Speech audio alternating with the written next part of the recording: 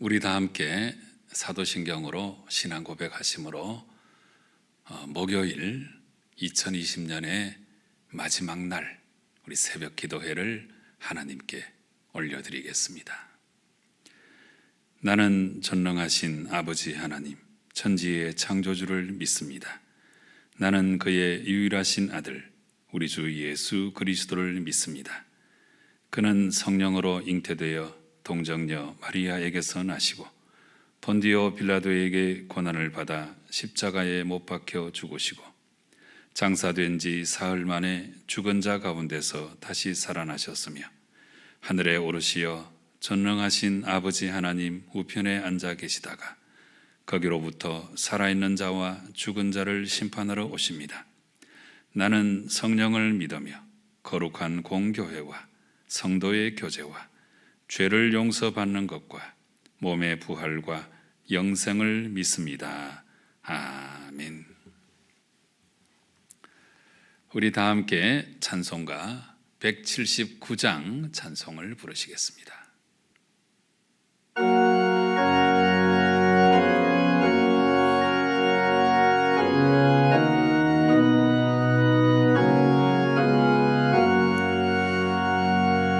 주 예수의 강림이 가까우니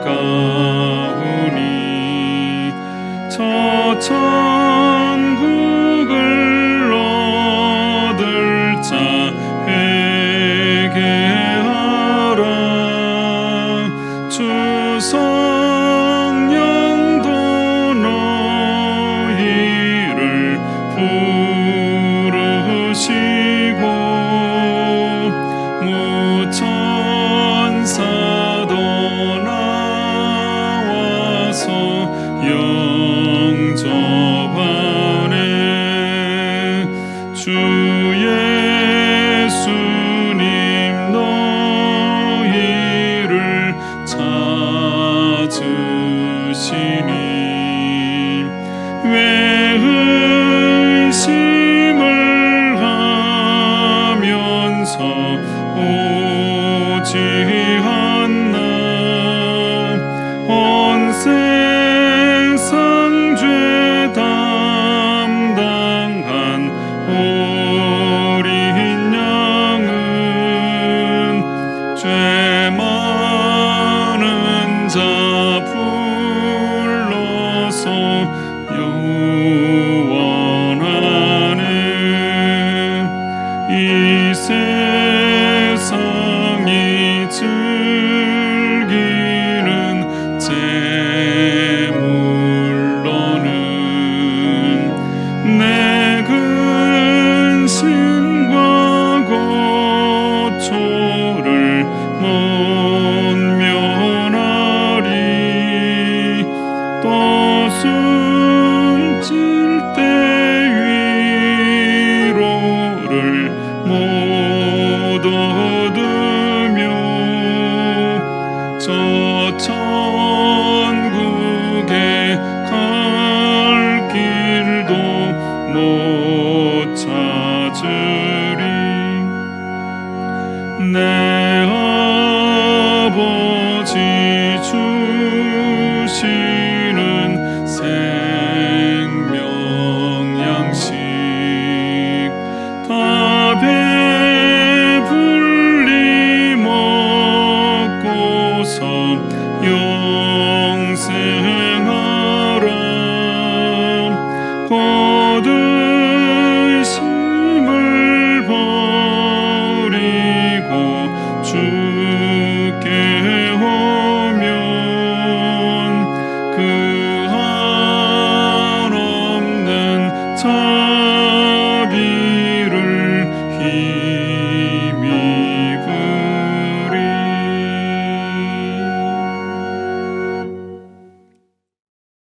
오늘 우리에게 주시는 하나님 말씀은 베드로후서 3장 10절부터 18절 말씀까지 봉독해 드리겠습니다. 각 처소에서 함께 읽으시기 바랍니다. 그러나 주의 날이 도둑같이 오리니 그날에는 하늘이 큰 소리로 떠나가고 물질이 뜨거운 불에 풀어지고 땅과 그 중에 있는 모든 일이 드러나리로다. 이 모든 것이 이렇게 풀어지리니 너희가 어떠한 사람이 되어야 마땅하냐? 거룩한 행실과 경건함으로 하나님의 날이 임하기를 바라보고 간절히 사모하라. 그날에 하늘이 불에 타서 풀어지고 물질이 뜨거운 불에 녹아지려니와 우리는 그의 약속대로 의가 있는 곳인 새 하늘과 새 땅을 바라보도다. 그러므로 사랑하는 자들아, 너희가 이것을 바라보나니 주 앞에서 점도 없고 흠도 없이 평강 가운데서 나타나기를 힘쓰라. 또 우리 주의 오래 참으심이 구원이 될 줄로 여기라. 우리가 사랑하는 형제 바울도 그 받은 지혜대로 너희에게 이같이 썼고 또 그 모든 편지에도 이런 일에 관하여 말하였으되 그 중에 알기 어려운 것이 들어 있으니 무식한 자들과 구세지 못한 자들이 다른 성경과 같이 그것도 억지로 풀다가 스스로 멸망에 이르느니라. 그러므로 사랑하는 자들아, 너희가 이것을 미리 알았은즉 무법한 자들의 미혹에 이끌려 너희가 굳센 데서 떨어질까 삼가라. 오직 우리 주 곧 구주 예수 그리스도의 은혜와 그를 아는 지식에서 자라가라. 영광이 이제와 영원한 날까지 그에게 있을지어다. 아멘. 2020년도가 이렇게 저물어 가고 있습니다. 참 이 2020년은 우리 평생에 너무나 힘들고 어려운 한 해였습니다. 그렇지만 이렇게 힘들고 어려운 중에도 우리가 이 모든 것을 이겨낼 수 있었던 것은 매일매일 하나님 말씀을 붙들고 묵상하는 것, 이 묵상의 힘이 바로 우리를 이렇게 굳건하게 세워주고 모든 어려움을 이겨나가게 만든 것 같습니다. 이제 오늘 2020년도 마지막 날은 베드로 후서 3장 끝부분의 말씀으로 이제 우리에게 주어지고 있습니다. 오늘 우리가 이 10절 말씀부터 읽었습니다마는 문단으로 나누자면 8절부터 13절까지가 같은 문단이 되겠지요. 그래서 이 3장의 앞부분에 예수님의 재림에 대해서 부인하는 사람들이 많이 있었는데 이 거짓 교사들, 이단들에 대해서 아주 준엄한 심판을 선포하고 그 다음에 이 8절부터 13절까지에서는 그렇다면 왜 예수 그리스도의 재림이 늦어지는가? 그 이유를 설명하고 있는데 세 가지로 설명을 하고 있습니다. 예수 그리스도의 재림이 늦어지는 이유, 이 세 가지는 또 다른 말로 하면 예수님 재림의 확실성에 대해서 알려주시는 말씀이기도 한 것입니다. 그러면 왜 예수님의 재림이 이렇게 늦어지는가? 먼저 8절 말씀에서는 주께는 하루가 천년 같고 천년이 하루 같다는 이 한 가지를 잊지 말라 이렇게 말씀하고 있지요. 그래서 이 말씀은 근본적으로 하나님의 시간, 그 영원의 개념에 우리의 이 시간을 갖다 맞추어서 그것이 똑같은 것인 줄로 그렇게 착각하면 안 된다. 이 말씀을 하고 계시는 거죠. 그래서 하나님은 우리 인간의 시간 개념을 초월해 계시는 분이시기 때문에 그래서 이 인간의 시간 개념을 가지고 예수님의 재림이 지체된다고 그렇게 생각해서는 안 된다. 이 말씀을 8절에서 하고 계시는 것입니다. 그 다음에 예수님의 재림이 늦어지는 이유 두 번째는 9절 말씀에 나와 있습니다. 주의 약속은 어떤 이들이 더디다고 생각하는 것까지 더딘 것이 아니라 오직 주께서는 너희를 대하여 오래 참으사 아무도 멸망하지 아니하고 다 회개하기에 이르기를 원하시느니라. 네. 그래서 이 9절 말씀은 한 사람이라도 더 구원하기 위하여 예수님의 재림이 늦어지는 것뿐이다. 이 말씀을 하시는 거죠. 그 다음에 10절 말씀에 주의 재림은 도적같이 임할 것이다. 네, 그날과 그 시는 아무도 모르는 것입니다. 심지어 예수님께서도 모르신다고 말씀하셨습니다. 오직 하늘 아버지의 권한입니다. 그래서 도적같이 임할 것이기 때문에 주의 재림이 늦어지는 것이다. 이렇게 말씀하고 있습니다. 그래서 이 세 가지는 예수님의 재림이 늦어지는 이유 세 가지이지만 또 바꾸어 말하면 예수님 재림은 반드시 있다. 예수님 재림의 확실성을 설명해 주는 세 가지이기도 한 것입니다. 그렇기 때문에 이제 우리가 어떻게 살아야 되겠는가? 10절 말씀 보시면 도적같이 임한다고 그렇게 말씀하시는데 하늘이 큰 소리로 떠나가고 물질이 뜨거운 불에 풀어지고 땅과 그 중에 있는 모든 일이 드러나리로다 그랬습니다. 이 10절 하반절의 말씀은 지금 이 세상이 점점 좋아져서 하나님의 나라가 되는 것이 아니고 하나님의 나라는 근본적으로 다른 세상이 우리 가운데 임하는 것이다. 이 세상은 다 붕괴되고 다 멸망당하고 결국에 새 하늘과 새 땅이 도래하는 것이다. 이걸 알려주고 있습니다. 그래서 이런 종말 현상이 있는데 이런 상황 가운데 11절 말씀에서는 너희가 어떠한 사람이 되어야 마땅하냐 이렇게 질문하고 있습니다.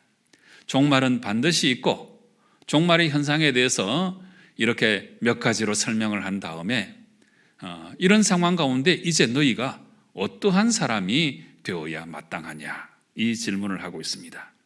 그리고 나서 이 질문에 대한 대답으로서 11절 그 끝부분에 보면 거룩한 행실, 그 다음에 경건함 이런 단어들이 나왔지요.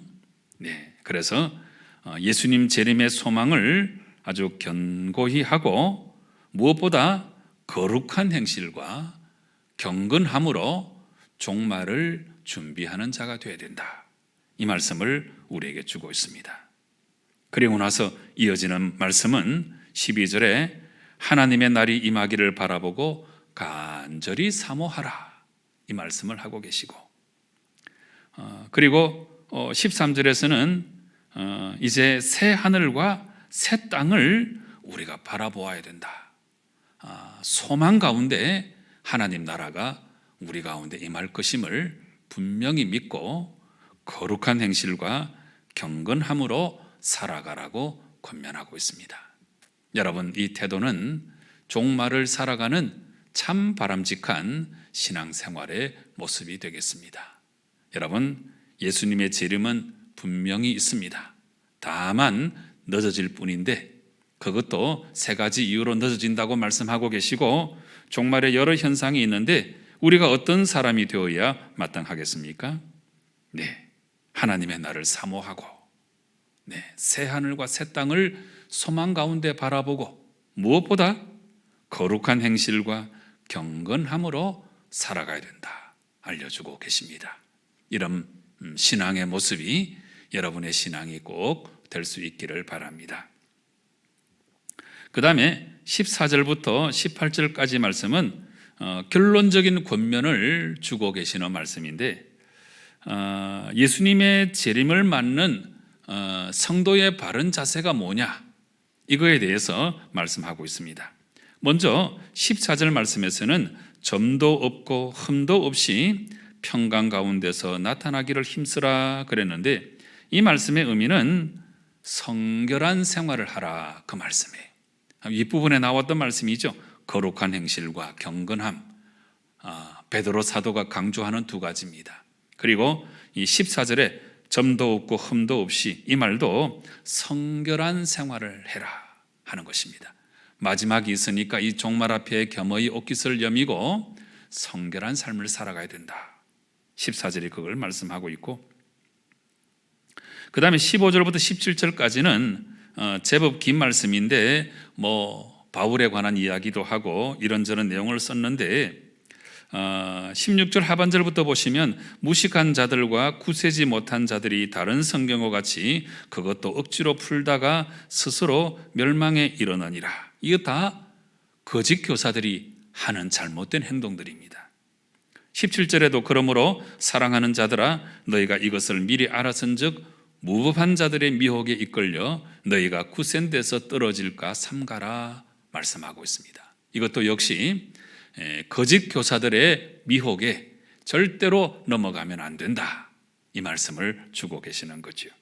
그리고 나서 18절에 예수 그리스도의 은혜와 또 예수 그리스도에 대한 그 지식에서 잘 자라가라. 날마다 믿음이 자라가고 성화의 삶을 잘 살아가야 된다, 이 말씀을 우리에게 주고 있습니다. 여러분, 참 지금은 종말의 때입니다. 이 종말의 때에 오늘 베드로 사도가 우리에게 주시는 이 바람직한 그리스도인의 신앙 자세를 꼭 습득해서 무엇보다도 이 마지막 때에 성결하게 살아가고 거짓 교사의 유혹에 넘어가지 말고 우리의 믿음이 날마다 자라나가서 나중에 마지막 예수님 재림하실 때에 온전히 구원받는 성도 여러분 꼭 되시기를 주님 이름으로 축원합니다. 기도하시겠습니다. 아버지 하나님, 지난 1년 동안도 하나님 은혜 가운데 우리를 지켜주심을 진심으로 감사합니다. 온통 코로나 사태 때문에 우리가 큰 어려움을 겪어서도 매일매일 우리가 말씀 묵상하는 이 일로 말미암아 우리가 흔들리지 아니하고 오늘 이 연말 마지막 날까지 우리가 달려오게 된 줄로 믿고 감사, 찬송, 영광을 올려드립니다. 오늘 이렇게 마지막 날이 우리 앞에 도래하는 것과 마찬가지로 우리 인생에도 마지막 날이 찾아오고 이 역사와 모든 우주 만물도 마지막 순간이 도래할 텐데 예수님의 재림을 사모하면서 정말 거룩한 행실과 경건함으로 날마다 성결한 삶을 살아갈 뿐만 아니라 진실로 거짓 교사들의 미혹에 절대로 넘어가지 아니하고 오히려 우리의 믿음이 자라서 그리스도 안에서 날마다 성장하는 저희들의 삶의 모습이 되게 역사하여 주시옵소서. 예수님의 이름으로 기도드리옵나이다. 아멘. 하늘에 계신 우리 아버지, 아버지의 이름을 거룩하게 하시며 아버지의 나라가 오게 하시며 아버지의 뜻이 하늘에서와 같이 땅에서도 이루어지게 하소서. 오늘 우리에게 일용할 양식을 주시고 우리가 우리에게 잘못한 사람을 용서하여 준 것 같이 우리 죄를 용서하여 주시고 우리를 시험에 빠지지 않게 하시고 악에서 구하소서. 나라와 권능과 영광이 영원히 아버지의 것입니다. 아멘. 오늘 이렇게 마지막 날이 우리에게 다가오듯이 우리 인생에도 이 역사에도 마지막 날이 분명히 다가오는 것입니다. 이 사실을 기억하고 이 종말의 때에 예수님의 재림을 사모하며 거룩한 행실과 경건함으로 믿음의 삶을 잘 살아가는 나의 모습이 되게 해달라고 간절한 마음으로 기도하시기 바랍니다. 오늘 목요일입니다. 봉사와 상담 사역 위해서 간절한 마음으로 기도하시고 이 나라 이 백성이 바른 가치관을 갖도록 간절한 마음으로 기도하십시다. 우리 주위를 돌아보시고 육신의 질병으로 마음의 상함으로 고통 중에 있는 분들 위해서 꼭 중보기도 해주시고 이어서 여러분 각자의 기도의 제목으로 하나님께 나아가 기도하실 때에 우리 하나님 응답하실 줄로 믿고 우리 확신 가지고 통성으로 간절한 마음으로 기도하시겠습니다. 함께 기도하십시다.